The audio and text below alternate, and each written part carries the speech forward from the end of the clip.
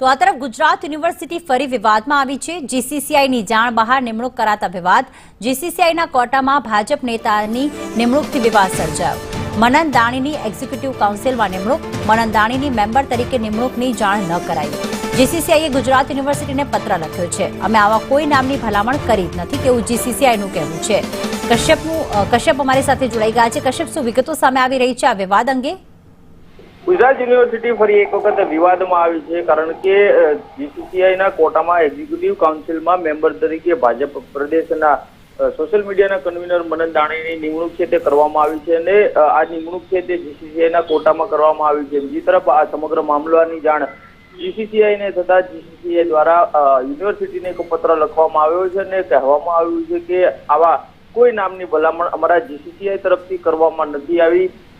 અમારા કોટા તરફથી કોઈની નિમણૂક જો કરવાની હોય તો ગુજરાત યુનિવર્સિટી દ્વારા જીસીસીઆઈને એક પત્ર લખવામાં આવે, ત્યારબાદ અમે નામની ભલામણ કરશું અને ત્યારબાદ તેની નિમણૂક કરવામાં આવે। એટલે કે સ્પષ્ટ વાત છે કે જીસીસીઆઈની જાણ બહાર ગુજરાત યુનિવર્સિટી દ્વારા ખોટી રીતે આ નિમણૂક જે છે તે કરી દેવામાં આવી છે અને તેને લઈ અને હવે વિવાદ છે તે સામે આવ્યો છે। અગાઉ પણ અનેક વખત આ જ રીતે સીધી નિમણૂકને લઈ અને ગુજરાત યુનિવર્સિટી અનેક વખત વિવાદમાં આવી ચૂકી છે।